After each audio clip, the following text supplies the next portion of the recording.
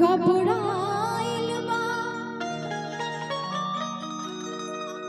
चिट्ठी लिखले हई घर छठ करत बानी कैसे दौरा ले जाइब घाटे जीव डेराइल बा की रउआ बाहरा से घरवा जमुना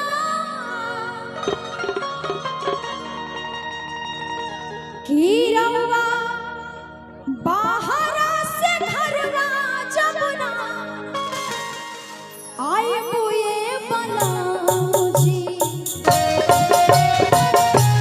छठ घाट के संगे हम जाए बुए बलाजी छठ घाट के तेरा संगे जाई बुए बलाजी रउआ बाहरा से घरवा जमुना रउआ बाहरा से घरवा जमुना आए बुए बलाजी छठ घाट के तेरा संगे जाई बुए बलाजी छठ घाट के तेरा संगे जाई बुए बलाजी।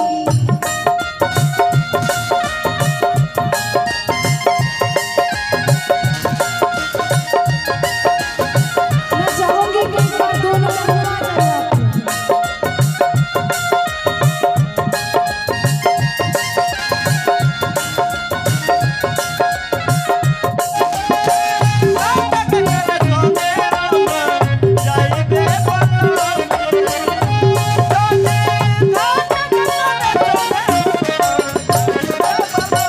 औरत कहतारी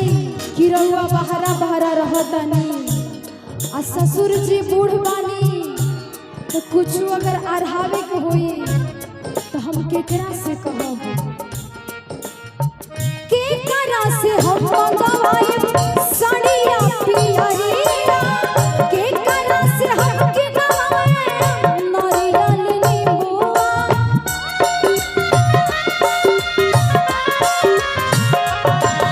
केकरा से हम गिनवाए साड़िया पियरिया केकरा से हम मंगवाए नारियल नींबुआ बूढ़े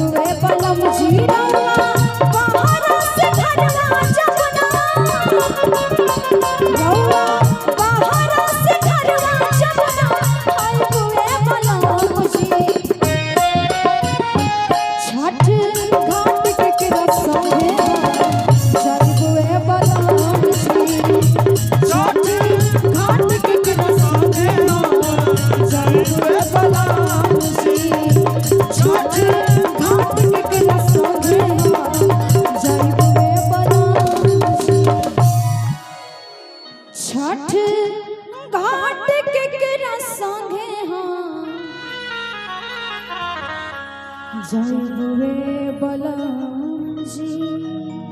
बोले छठी मैया की, अपने अपने माता पिता की